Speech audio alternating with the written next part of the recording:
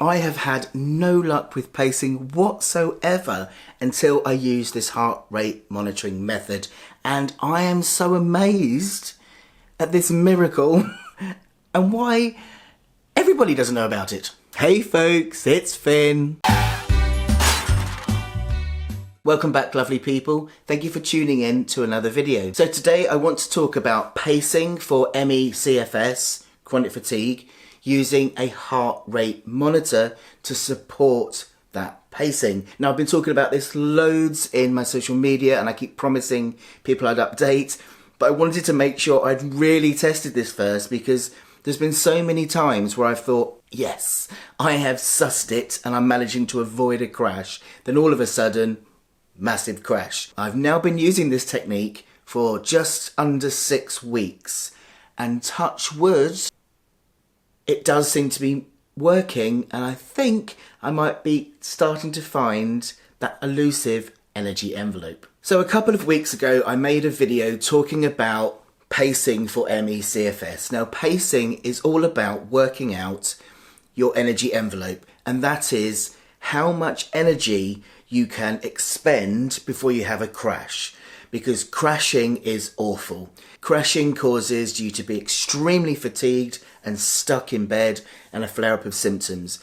And it's a real fine art to work out how much energy I can use without causing that crash. And in the video I made a couple of weeks ago, I called it fatigue chess. And really, pacing is like fatigue chess, because you've always got to think a couple of moves ahead. It's so tricky to do this because there are so many different factors involved. So for a couple of weeks I could manage, say, a certain amount of energy, a few light tasks, maybe a couple of hours work, and I'm fine. And then the next week I do exactly the same thing and crash. And that could be because the weather's different, because I'm just not getting as much sleep, because I'm slightly more stressed. So not only do I have to think a couple of moves ahead, I have to think about what life's doing and then plan my life around what the universe is doing. This is why it's fatigue chess. Thinking about my moves ahead, what the universe's moves might be, and how I'm going to win this elusive energy envelope finding game. It's exhausting just trying to not be exhausted. So, having talked about this a lot on social media, and loads of people have been so incredibly helpful to message me with lots of ideas, and a kind friend on Instagram messaged me and said, had I heard about using a heart rate monitor to support pacing? I was intrigued.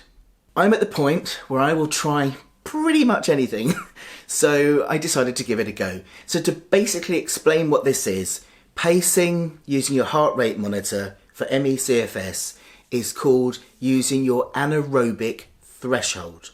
What is an anaerobic threshold? Good question. I'm going to try and explain it as simply as I can. So the anaerobic threshold is the point in which the body runs out of available oxygen in the cells to produce energy and starts using glucose. Now for a healthy person, this happens when the heart rate is quite high. For somebody with ME CFS, this switch happens much quicker.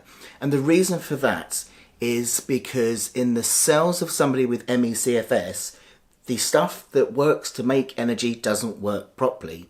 So somebody with ME CFS, like myself, will run out of oxygen in the cells much quicker, and the body then doesn't have the available reserves to give the body energy. So this anaerobic threshold is hit much quicker and at a much lower heart rate than somebody who is healthy. Are you with me? As I said, I will link to some articles which can explain this far better than I just did. Now, to get an individual, completely accurate measurement of your anaerobic threshold, you would need to go into a lab and have really thorough tests. But there is a much easier, simpler way to get a general idea of where your anaerobic threshold is. Now for a healthy person, and again somebody that's not a super athlete, someone that's even a little bit unfit, your anaerobic threshold is 220 beats a minute minus your age. Therefore, for a healthy person of my age of 48, the anaerobic threshold would normally be 176 beats a minute. And anything over that will be then pushing you into anaerobic threshold where you're running out of available energy. It's very technical for me, isn't it? But because I have ME/CFS, my anaerobic threshold is much lower than that. So how you calculate that if you have ME/CFS is 220 minus your age times 0.6. And that puts my anaerobic threshold at 103 beats per minute. Well, that doesn't sound too bad. Oh, it really is. Sitting upright, I mean, I'll look at it now. I'm on 117, just sat up now, talking to you. There are times where I can sit up out of bed and it can shoot straight up to 150 beats a minute. The first day I started trialing this, I was so completely shocked at how high my heart rate was going. Now, I was quite aware that I had a higher than average resting heart rate. One of my biggest symptoms with this ME/CFS has been heart symptoms. I get extreme pounding of my heart. I get this peculiar fluttering feeling. And this isn't one-off, this is ongoing. At its worst, it can last for days, weeks like this. It's really unnerving. So I was aware of some heart symptoms, but I'd never really paid a huge amount of attention to what was going on my Fitbit. So the first day using this, I decided to keep my watch on in the shower and see what was happening. Quite a shock. During showering, my heart rate kept going up. At the highest point, it was 190 beats a minute. So I had to keep stopping in the shower to let my heart rate come back down under 103, and my shower took forever. And then when I eventually got out, I laid on the bed to try and just calm everything down, and it took a good 45 minutes for my heart rate to come back under that 103. Me and Chris went out that day just for a little tiny run out to the shops. The process of just getting my shoes on, put my heart rate up to like 130, had to sit for 10 minutes, let it calm down. Going out of the flat, down the steps, heart rate at 150, get into the car, you get the picture. I was so shocked at how much my heart rate was going above 103. And this has made so much make sense. If at 103 beats a minute, my heart is doing what it would normally be doing at 176 beats a minute, I am literally running marathons all day long. It is no wonder I sweat. I will get out of a shower and feel utterly exhausted and just be sweating profusely for a good 45 minutes to an hour. Then I need a sleep. And this has been happening all the time. The smallest amount of energy makes me pour with sweat. I'm not talking much. I'm talking getting up from the sofa and moving to the kitchen. That would make me pour out a sweat, need to sit down for a minute. It was just bizarre. But in using this method, I could watch my heart rate. So I would get up from the lounge, move into the kitchen. We don't live in a mansion, it's like across the hall, and in that process I'll be at 175 beats a minute and need to sit down for 5 minutes to get my heart rate below 103. This has completely blown me away and helped me to understand so much more about why my symptoms in my body are doing what they're doing, because it might look like a low heart rate, but actually I'm at that heart rate exertion that an athlete would be running a marathon. Learning this method has changed everything for me over the last 6 weeks, and it's made me really stop and think, why aren't everybody with ME/CFS chronic fatigue being taught this? It seems that a reason why a lot of people who work with people with ME/CFS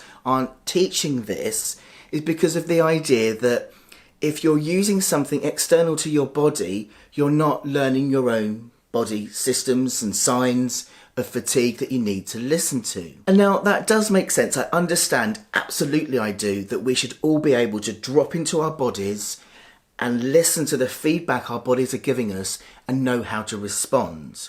But there are times, especially when it comes to ME/CFS, because for so many of us, it's actually very common, we're very kind of driven, busy people that have often got used to not listening to our body's cues. And speaking for myself, I know that I have become very badly practiced at actually knowing when it's too much for my body. And a large reason for this is because I've pushed through for many years, because I had to.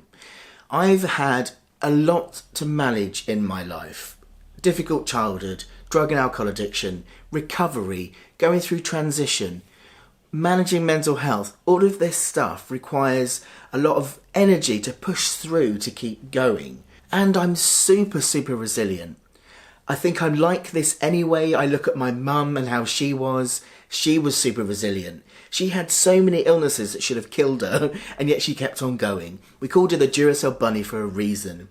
And I inherited that for sure. But not only is it in my genes to be super resilient, I've taught myself to be. You know, I would run around and be able to push through that signal to tell me to stop. When I was in pain, I could always push through it. It's just in my makeup that I could do that. And because I've done it for so very long, I've almost like blanked out the signals to stop. Because it's almost like this feeling of pushing through is good.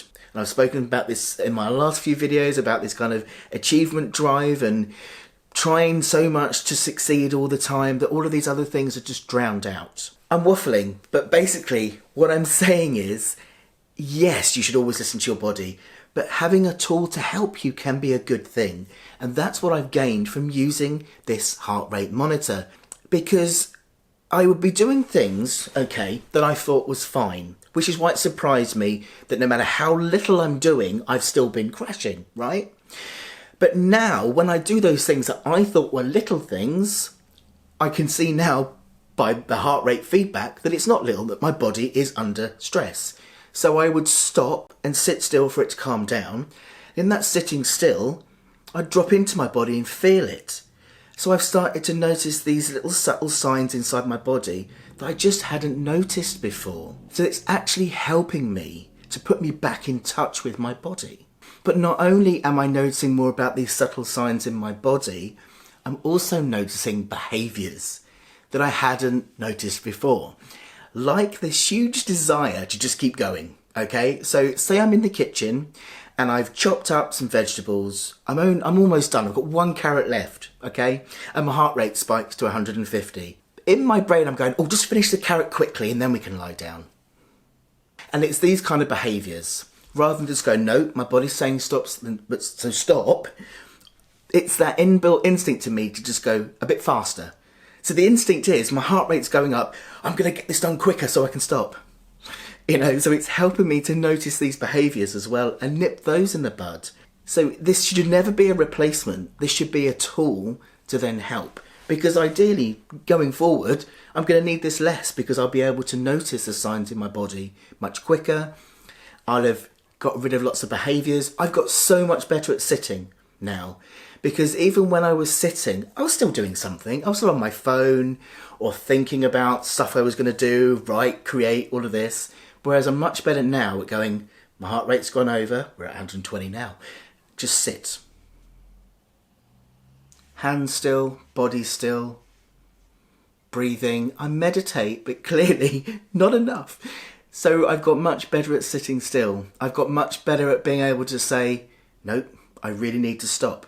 It's amazing. The third thing that using this is giving me is validation. CFS still has a very, very bad reputation. You know, there's a lot of people that don't understand. In the old days, this was seen as something, you know, that was hysteria. People were making this stuff up. This illness is severe. It's complex. It affects lots of different organs in the body. It's awful. But still, there's a lot of stigma around it that we're just tired. You know, and it's hard to not question yourself then, because sometimes when I'm so exhausted, I think, come on, Finn, just get on with it. It's really hard not to think that.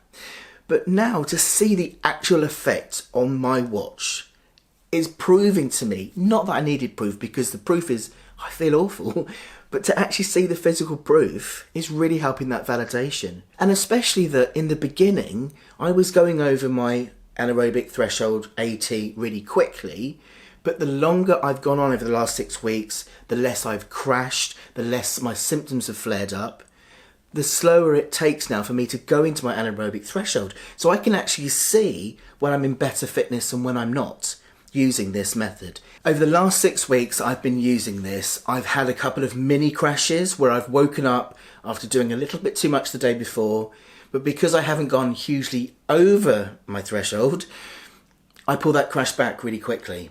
And that's the key thing. If you think about before I started using this, I was probably sitting around 150, 160 on a huge portion of the day. Whereas now, even if I do go over it sometimes, I quickly notice and pull it back. So on the grand scheme of things, I'm going over it far less. So I'm having a much more reduced level of symptoms. My fatigue has come down to a much more manageable level. When I have had mini crashes, they've lasted a day. I've rested and been okay. And this weekend, Chris and I went for a test walk where we did the longest walk we've done in quite some weeks. And by long, this was like 15 minutes from a car park to a beach. And I stuck using my anaerobic threshold, stayed under it, walking so ridiculously slow, it's embarrassing. Is this the speed that we walk at now?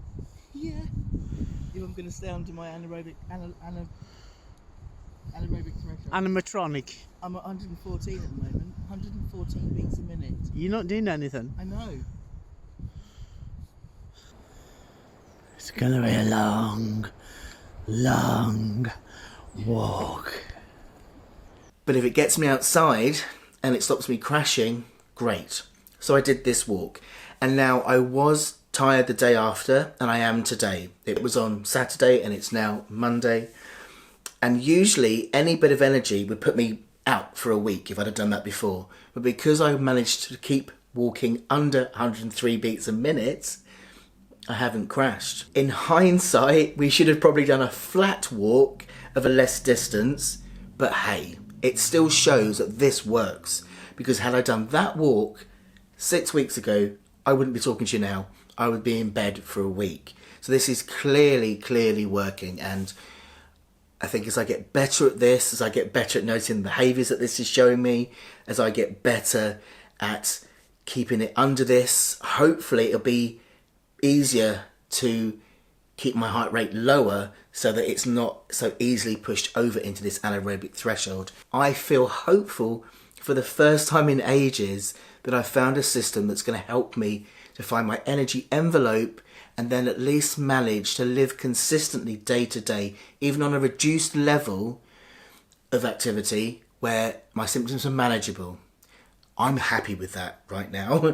I'm happy with that rather than those awful crashes. So yes, this has been a very waffly, long update about this, but I'm so excited and I wanted to share. And I've wanted to share it for ages, but I just wanted to make sure it was definitely working and it wasn't just my imagination. I'm going to write a blog about this as well in a couple of weeks' time, so it's a bit more contained and explained. And perhaps I might make another video in another month or two's time as I've been trying this out a bit more. But yes, please do give it a go. Let me know if you've tried this, if it's worked for you, what are your thoughts on it. Do leave me a comment down below. I'm learning so much by sharing with you. Lots of lovely people who have shared their own experiences with this, and I'm incredibly grateful. So thank you very, very much. And thanks for watching, everybody. Take good care of yourselves, and I will see you next week.